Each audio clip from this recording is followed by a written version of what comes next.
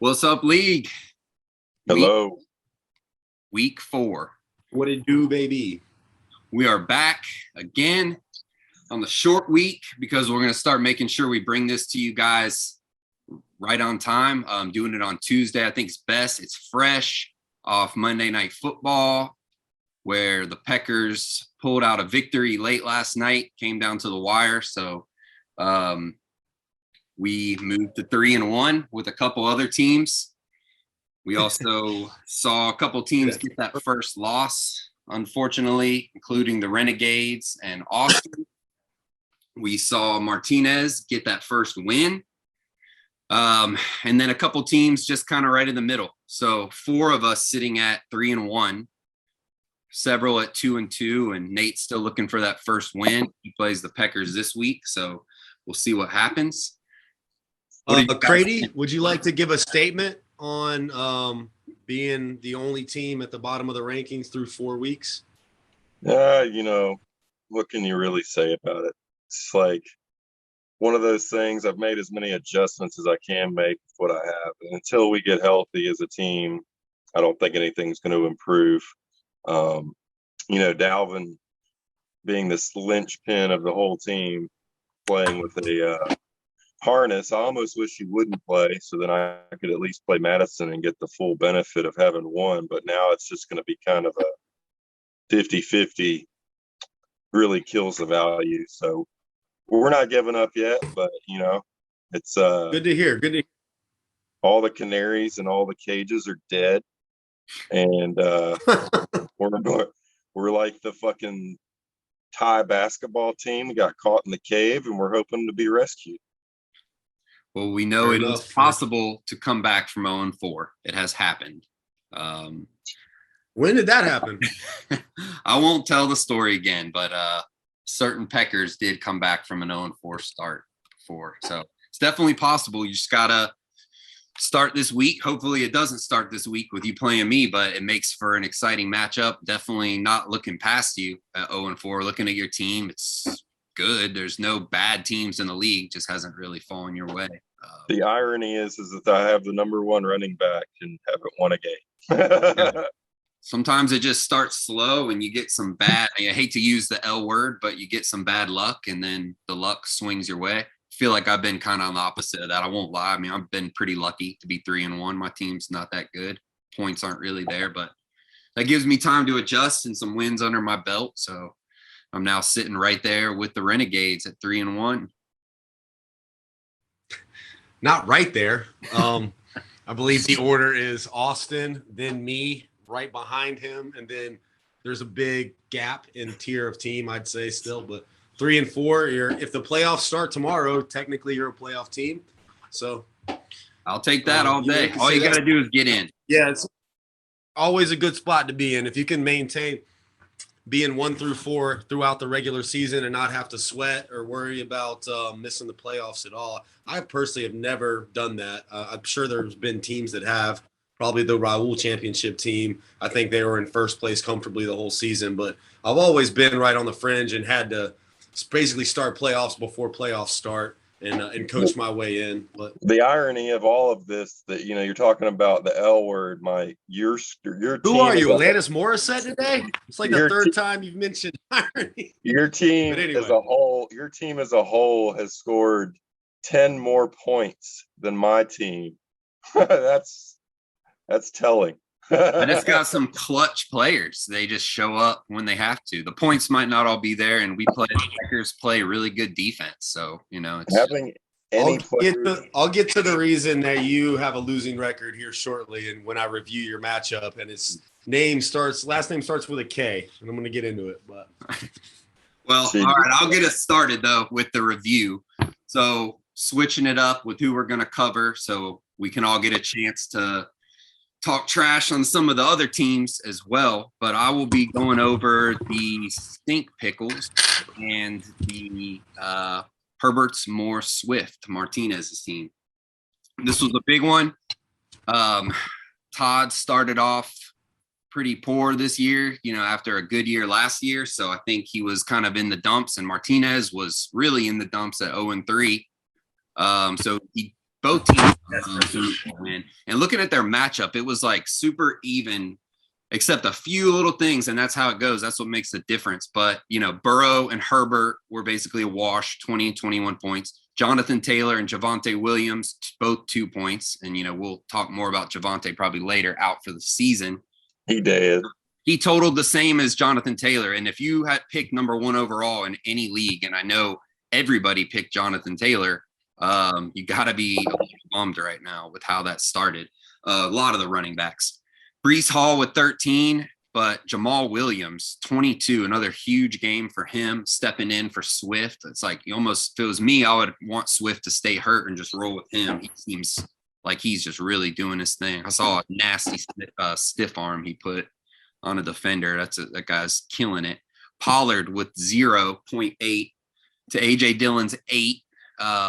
Cortland Sutton with 11. Metcalf, big game, 14.9 points. And I don't know if y'all saw too, also had to be carted off the field, which had everyone concerned, but it turned out he just really had to take a shit. So he was carted off to take a shit, brought right back, and gained some more yards. So it was pretty interesting. And then, good. Yeah, good for him. Olav with 12. Amari Cooper laid a dud for Todd, and then Marquise Brown with 14. James Robinson didn't show up with 2, but Martinez had a really good defensive play with Dallas against Washington. And Todd, who had been rolling with that Bills D, rolled out the Broncos D, and they only got him 1 point. So that kind of was close, but it was a 20-point matchup. So good for Martinez getting that first win. I'm sure that helps his morale a little bit, gets him kind of back into it. And now both of those teams are sitting at 1 and 3. So next, I will turn it over to Nate. Let him cover a couple matchups. What you got? You ready, bud? Yep. Well, I think I'll start off with the Renegade matchup, since I know I'm about to get trashed. Do it. I'll get it in early. This was intentional for you guys to review each other's matchup. Yeah, we understand your instigation. Well, it turns out the Red Menace is mortal after all. He fell at the hand of the gladiator, or I'm sorry. I have the meth labs. Yeah, my computer just went to the next week. You're good. He fell at the hands of the meth lab maulers with Josh Allen leading the way. Lamar had a down week. That's going to happen. Terrible game. Typically, it's going to happen after, he goes off on the Possums and scores 40 points and takes your team to victory. That's usually the way things work in my world. But some unlikely this year, just so far this year, some unlikely heroes came through in the clutch for the Maulers. Miles Sanders, who we all talked a lot of shit about, came out with 27 points, and Rashad Penny, he had 27. So those two performances propelled the Meth Lab Maulers to victory. Josh Jacobs, who we've also all trashed historically, had a great game for no reason. It wasn't enough. It wasn't enough to push him over the top. But he's done nothing to anyone. Anytime you're going against a team that puts up 144 points, it tends to be a little bit demoralizing and can kind of set the tone for the rest of the season. We look for the lack of leadership in the Renegades locker room to really have an effect on the team overall going forward. And I would suspect the next coming weeks could lead to some disappointing losses, and eventually there may be calls for a change in management, but that is yet to come. That is yet to be seen. We wish the Renegades all the best. We have a lifetime contract with the Renegades. There will be no management changes. Well, one way out of this organization in a box. All in all, I can't really talk too much shit. 105 points is a good showing. You come up against a team this week that was ready for action. They were, the Meatballs have been degraded and demeaned and called short, called a midget, called a dwarf, just put through the ringer. And, for him to come out with a victory, he's got to do a lot for his self-esteem. I think that, this may have the opposite effect that it will for the Renegades, and they may go on a tear. We'll see. It's early, but, I think that there's at least a glimmer of hope. He had a huge week. Lucci put up serious numbers without the help of Gabe Davis either, who I think should probably be headed to a bench. From what I've seen here recently, but he has some good players. Jahan Dotson and Lazard are both, I would say, on a week-to-week basis, at least worth consideration for him until Gabe proves that he's healthy. Because I don't really think he's 100% yet.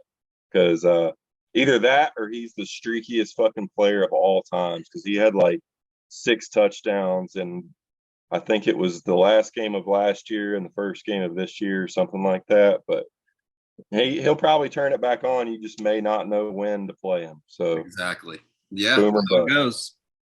What do you got for the next matchup? Which other one are you going to review today? Well, it looks like I'm stuck with the Gladiators Peckers matchup, huh? Oh, that was a good one. Came down to Monday Night Football with Jeff Wilson and Cooper Kupp and Tyler Higbee all going head to head. Looks like Rocket Charlie's got his hand raised. What you got? Real quick on my matchup, I just had a comment. I was going to say that it was the only time I've ever been like neck and neck with somebody and have them like in 2 or 3 minutes have 4 players score like that. It was just exponentially like crazy how fast that he scored upon me. And it was like, there's a flurry, punches and bunches. I don't know what to say. Props to Lucci. I can't recall a matchup that's ever ended like that, like over, like been called like that. It was like a 50-point swing. It was like, no joke, 5 minutes. It was like an Italian explosion of marinara all over your face. Yeah, it was. Offensive explosion. It happens to the best of us. You just have to. Yeah. That was my first time tasting an offensive explosion. I didn't like it. I don't ever want to taste it again. Yeah. Well, let's get back to those 3-1 Peckers. Well, I don't think the story of this matchup really. We can brush over this quick. Yeah, I don't really think the story of this matchup comes down to the skill of the Peckers or even the skill of the Gladiators team. This matchup comes down to one man, and his name is Tuata Tagovailoa, otherwise known as Italian fart dust. I think that if he didn't get put out as he did, I think everybody saw that he wasn't right. It's a huge controversy now. He was put back in, and now he may be eating through a straw for the rest of his life. A national holiday in the Martinez household. Yeah, whatever Thursday date was. I was almost a little happy. Celebrate that along with birthdays and Christmas in that house. As he sat there seizing, I couldn't help but think that Martinez was chuckling in his armchair, having a sip of some good whiskey and smirking. He's unzipping his pants, man. That was like turning him on, man. That was, that's his dream, right? Fantasy. But obviously with 2.4 points, you're really kind of out of the running, and there's been a couple guys squeak by this year, but 2.4 points from your quarterback when you're going up against Hurts, who didn't have a huge week, but he gave up the 15 points he would have needed to really win that game. So I think even if he had his other option was Stafford, who had like 4 points, I think, or something. Yeah, ridiculous. I want to point that out, that it seemed that the Tua decision is what costed him, but really in the end, had he played Stafford, I still would have squeaked by because Stafford had like 8 points. But continue. But yeah, getting yourself in a hole that like needs to be noted. And it needs to be noted that the Packers can win without a big game from Hurts, like we did this week. So continue. Can I continue? You will. I will not interrupt. All right. So finally, your first round pick actually had a good game. And I think that's the story of the whole matchup. Don't interrupt. Austin Eckler, who's built like a fucking field mouse, decided he was going to show up for the game, and he had a big game for you. And that's really what propelled you over the top. It wasn't Goddard's quarterback situation, but, when you have a guy go for pretty much, 30 points, 28.9 points, that's usually enough in most cases to really give you the edge you need to pull out the victory. Um, you know, Mike Evans had a good week for Goddard. He scored, 22. Waller didn't show up. Waddle didn't show up. Cooper Kupp had a lackluster game for him because he's the great white hope. I mean, he still had He 100. had 14 catches. Yeah, but he had 122 yards, but no touchdowns. So that's, for him, it's rare that he comes away without 18 to 20 somewhere in there. Yeah. But his quarterback just looked like absolute shit last night was the problem. yeah, we know how you feel about that. But yeah, Jeff Wilson Jr. was a good play for you. I saw him run for a 30-yard touchdown there. That I almost expected him to have a bigger game than he ended up having after that. But I guess it's a pass happy game from what I could tell because Debo seemed like he had a huge game. I should know. I went against him on Monday night, and it didn't work out. So obviously going forward, I think that you'll have some volatility from Eckler. I don't know that it's going to be the same as it was last year. But at least you have some hope right now that he is the player who you thought he was. And he showed that.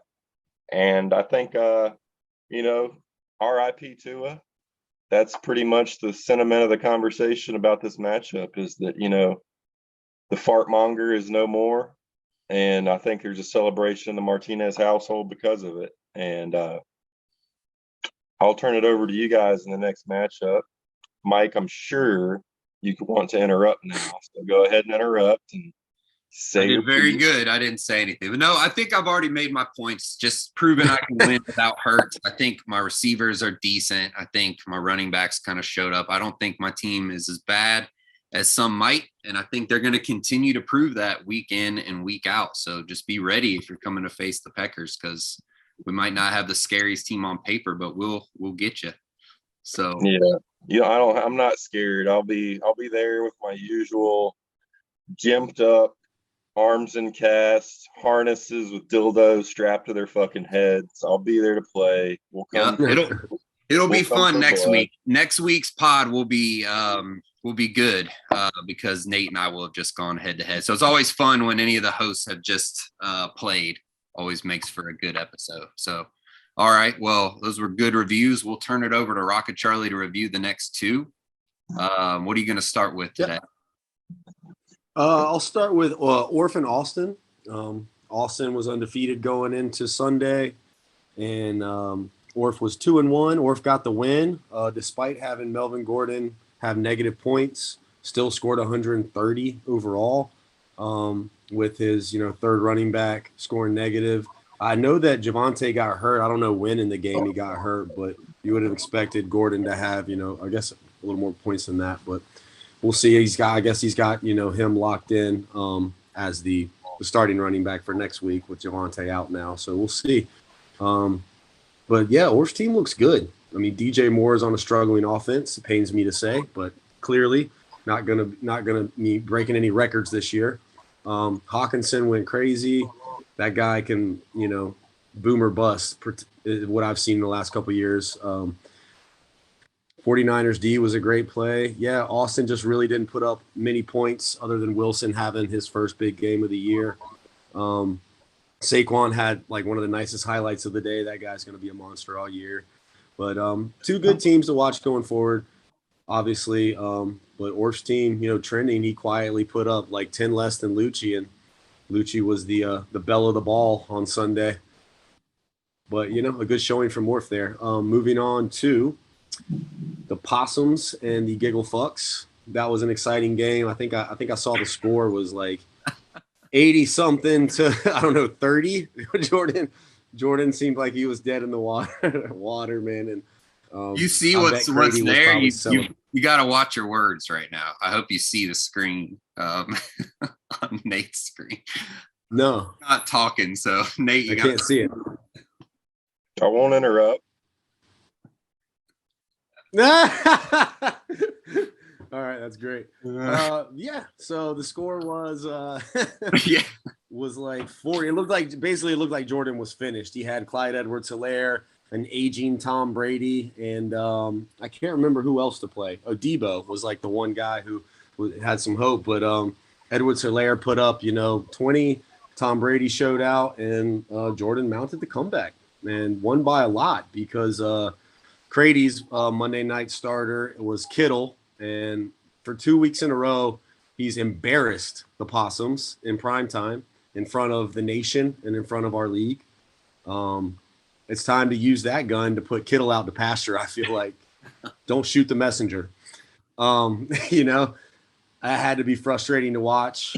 Too Kittle, too late. He had that one touchdown called back. There was going to be looked like some sort of at least production from him, but he can't keep his feet in bounds anymore. Too many hits to the head. He's done, dude. You're gonna have to hit the waiver wire and pick up Mo Alley Cox. I think the Ertz if I were you, if I'm the Possums, the Ertz play will be what it is because he had a good game the past couple of weeks. He's done okay, true. something. Yeah, no, Zach Ertz, domestic abuse survivor. Zach Ertz, he gonna get the start for the Possums next week. Did he get raped or something? I don't know that story. No, his wife beat him up, and she's a pro athlete. I think he's well, married, right? She's like a soccer player or something. Yeah, I believe so. Yeah, I don't know the full story. Well, when you dye your hair blonde like a bitch, you're gonna get treated like a bitch, and you're gonna get slapped like a bitch. Fair enough. So I don't have any sympathy for him. We don't make the rules. Giggle Fucks had Justin Jefferson show back up. Looks like he had a rushing TD in this game. The Deebo Samuel play was insane. That was awesome, So the receiving core for the Giggle Fucks is strong, minus Kyle Pitts. Bateman, still a threat. That was just an off game for the Ravens. Lamar struggled. Bills kind of shut them down a little bit. I think 2 or 3 picks. But yeah, Giggle Fucks stay alive. Possums, man. What's the plan? What do you do from here? Is it full turnover or just kind of? No, I'm gonna give him some fucking chicken soup and maybe a bullet. I think health is the big deciding factor. Also, we'd like to give a shout out to Matt Ryan. You're done. You need to retire. Michael Pittman is definitely struggling for where he was drafted. That was I feel like a name that had a lot to prove and was slightly overvalued. Well, I think the talent's there, but Matt Ryan is just dragging down the entire team. I mean, sure. Jonathan Taylor is the most talented, probably one of the couple most talented backs. The other one is on my team, but even he's suffering at the hands of Ryan. And, Wentz maybe wasn't that bad. Yeah, it's just not what I expected out of that Colts offense at all. I was really thinking that was going to be an exciting offense. It's just it's just flat out not. And then you see like the Seahawks and the Lions and some of these offenses that we didn't really expect to be as big as that. Those are the ones I want a piece of. I wanted a piece of the Broncos and stuff. And look at the Broncos. You just don't always know. So some of the offense you just wanted guys off of just because you thought they were going to be so high powered. They're not. Yeah. Well, that had to be a good win for Jordan. I know he was reeling for a while, taking some knocks. So made it to 2-2. Still got Martinez, Stink Pickles, and Angry Possums bringing up the bottom 3. And to recap the top 4 right now, Austin in first place, myself in second place, Orphan in third place, and Mike in the fifth place. I'm tied for first. You're in fourth place. No, okay? I'm tied for Take first. It easy. Take it easy. You're in fourth place.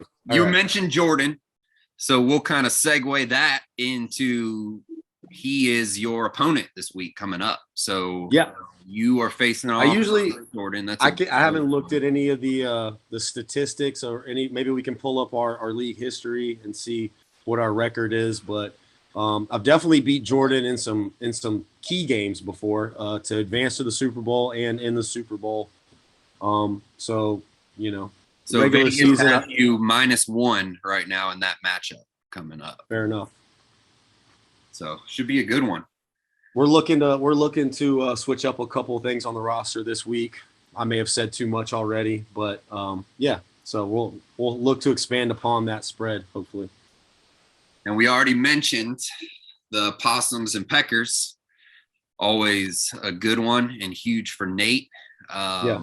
I'm trying Please start Rashad Bateman, Jordan. Please start him. I dare you. That's a Martinez page out of Martinez's book right there. Speaking of, he faces Lucci, which is always fun. We got some fun matchups this week for sure. Lucci and Martinez, some of the biggest trash talkers to each other on the thread that should be good. Plus, they've got all kinds of personal bets going on about record and things like that. So that's a big one. If Martinez gets a win there, that's huge for him because they are both, or Lucci's 2-2 and Martinez 1-3. So that would even their records out. You have to think Martinez has had this game circled on his schedule since the beginning of the season. For sure. With all the shit talk between the two and a chance to take Lucci back down a peg after last week. Definitely that outlier that he had. So that should be exciting. I'm looking forward to that matchup for sure. Yeah. And then the other two, Orf and the Stink Pickles facing off 3-1 against 1-3. So big one for Matt. Try to improve to 4-1. Todd's trying to just climb out of that hole he got himself in. If he can get a win, he'll move to 2-3 and a lot closer to 500. And then Austin and Goddard play as well. So a couple good ones. Goddard is 2-2 after that tough loss to the Peckers, and Austin's 3-1 trying to end that little losing streak that he's on. So cool. Should be a good one. We got a few minutes. What else are you guys looking forward to for this week? Anything catching your eye about any of the matchups I just reviewed, or are we just ready to roll? Let's see. The Herberts, Moore, Swift, and Meth Lab Maulers, I'd say that's my matchup to watch. Woods, Peckers, and Angry Possums. Let's go, Nate. I mean, now's the time to turn that around. So. Okay, I see you going. I'll be the underdog. I know. I'm pulling for Nate. I'm pulling for Martinez this week. Really, just I guess pulling for Goddard as well. Let's go, dogs. Underdogs for me. I'm picking all dogs except for myself this week. Well, you are not an underdog. You are favored in your matchup. So there's some bulletin board material for Jordan. Yeah, I'm picking all dogs except for myself. Yeah. Meaning I'm picking myself. Sorry, that was confusing. But you're right. No, I apologize. This is going off the rails, or what's the Jordan line? This is the wheels are falling off. Wheels are falling off right now. Yep, it's been a great pod. It's been a long day. I hope everybody's having a good week. And what's the Thursday night game? Oh, I don't know. I think it's a good one. I don't remember what it is, but I think it's a good one. Is this a Bezos Especial again? So it's one that looked like a good one on paper a couple months ago, but it is a couple teams we just touched on a little bit. It is the Broncos and the Colts. So that will be interesting. So, Nate, you'll have Michael Pittman going Thursday night. And maybe I will. Maybe I won't. That's true. Yeah, we'll see what happens. Either way, Peckers will be ready. So do what you will. Peckers are already ready to peck, aren't they? They're ready. Ready to peck. Always. Yeah. All right. Well, looking forward to it. It's been a good one on that note. Looking forward to next week. Hope y'all enjoyed us getting it out to you extra early while things are fresh. And this will get us ready for Thursday night. Certified fresh. That's right. We will see you guys next Tuesday, same time, same place. So y'all take it easy. Peace out. Peace.